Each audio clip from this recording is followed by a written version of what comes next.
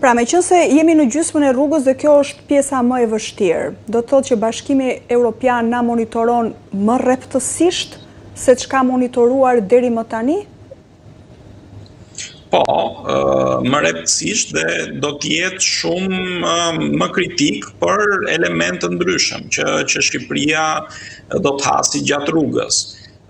Do të ketë një fokus të veçantë tek zbatimi i legjislacionit. Pra, jo vetëm ndërmarrja e reformave, sepse ndërmarrja e reformave ka qenë kusht për hapjen e negociatave apo një pjesë e tyre për raportin e ndërmjetëm, po për mbylljen e grup kapitullit do duhet zbatimi plot i reformave të ndërmarra,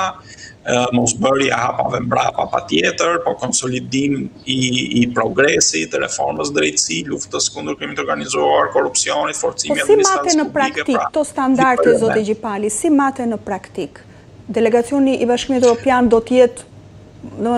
në kohë më shumë në Shqipëri tani për të monitoruar?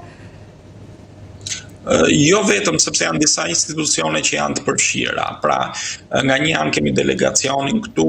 kemi Komisionin Evropian që kanë takime të vazhdueshme sipas temave specifike pra ekspertë të tyre që vinë, po ashtu raportimi përjavshëm nga institucionet shqiptare në Bruksel, pra në Komisionin Evropian dhe në drejtoritë përkatëse, cilat analizojnë progresin e bërë. Po ashtu ka një rol më të madh Parlamenti Evropian që miraton çdo vit raporte për Shqipërinë dhe ndikon sidomos tek aspekti i dialogut politik, por nuk do të harrojmë dhe më të rëndësishmit që janë vendet anëtare. Në fundit i gjithë këto raporte shkojnë tek Këshilli i Ministrave të Bashkimit Evropian dhe ata janë vendimarrësit. Ata japin okay nëse Shqipëria i ka bërë mjaftueshëm apo jo dhe jo gjithmonë vendimi i tyre varet nga Komisioni Evropian, nga raporti që çon Komisioni Evropian. Prandaj, edhe vendet anëtare janë shumë të rëndësishme në këtë aspekt. Sa problem mbetet administrata publike dhe depolitizimi i saj, sipas kritereve dhe standardeve europiane? Administrata publike është element shumë i rëndësishëm i gjithë procesit, sepse pjesa më e madhe e reformave zbatohen pikërisht nga kjo administratë publike. Pra, ka rëndësi të madhe për pjesën e zbatimit dhe të do thosha dhe administrata në nivel lokal është shumë e rëndësishme, ndonse pak e targetuar nga procesi deri më sot, po për zbatimin e të gjithë standardeve është pikërisht kjo administratë që ndërmerret. Sa i takon problematikave, ato janë të ndryshme. Politizimi nuk do të thosha është një nga ato kryesoret, nëse ka qenë në të kaluarën, nuk është një problem i dukshëm. Kjo vret sigurisht në nivelet e larta të administratës më shumë, por problemi është aftësia e administratës pra për të ndërmarrë këto reforma të rëndësishme, kapacitete teknike, qëndrueshmëria, pajisja me mjetet e nevojshme për të kryer detyrat e tyre, sidomos kur flasim për trupat inspektuese, siguria ushqimore, ruajtja e mjedisit, tregtia, të gjithë këto elemente nuk mjaftojnë vetëm njohurit, duhen dhe pajisje, duhen laborator, duhen trajnime të specifike mbi materialet që përdoren dhe mbi infrastrukturën e nevojshme për zbatimin e legjislacionit. Prandaj është një gërshetim i gjithë elementeve që duhet patur parasysh dhe të kërkon investime të vazhdueshme,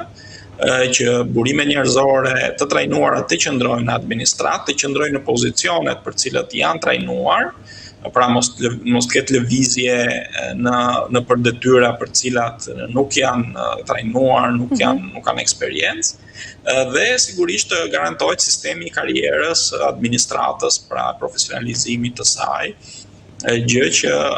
është e rëndësishme dhe mbas antarësimit, pra jo vetëm për arritjen e standardeve për të antarësuar, por sidomos mbas antarësimit për të përballuar gjithë legjislacionin europian që duhet zbatuar. Një pjesë e grup kapitullit lidhet edhe me prokurimet publike dhe kontrolli financiar. Ku janë sot problematikat më të mëdha të Shqipërisë në këto dy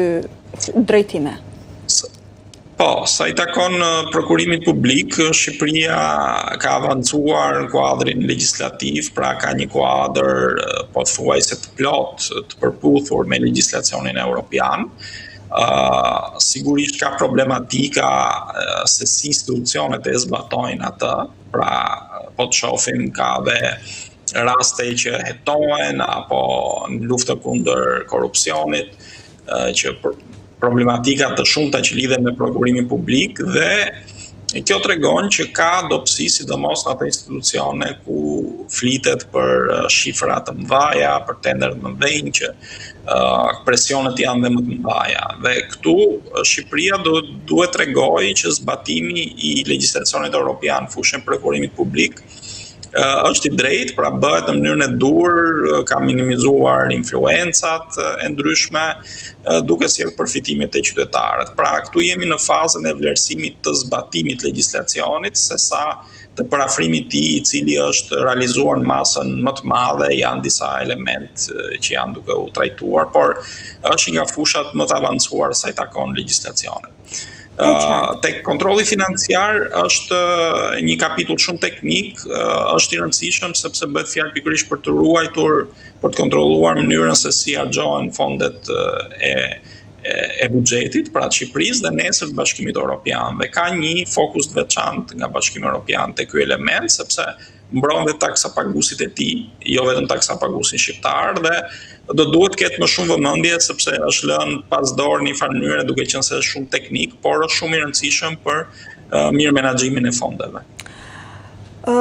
Mirë, zoti Gjipali, pra në këtë rrugtim, pra që nga sot e në vijim të këtij procesi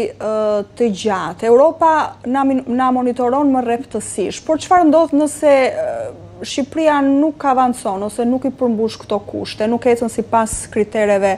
të përcaktuara, të asaj që Bashkimi Evropian kërkon. Nga dalësohet ky proces, pezullohet, mbetemi në klas, fillojmë nga fillimi, nëse nuk plotësojnë ashtu siç duhen gjitha kriteret, çfarë ndodh? Po, ka disa instrumenta që Bashkimi Evropian ka në dispozicion, sidomos me metodologjinë e re, u bëjmë mundur që të aplikohen masa në rast se ka ngecje të progresit. Një është elementi nëse nuk ka progres tek grup kapitulli themeloret, ndikon të gjithë kapitujt e tjerë, pra nëse ne ngelemi në vend, kjo do të thotë që nuk mbyllen kapitujt e tjerë, sepse Shqipëria s'po avancon siç duhet, apo nëse ecën mbrapa, mund të ketë ristartim të procesit, pra kthim në pikën 0 dhe rivlerësim nga e para. Shpresoj dhe besoj se nuk do të jemi në këto raste, por ka dhe elemente tjerë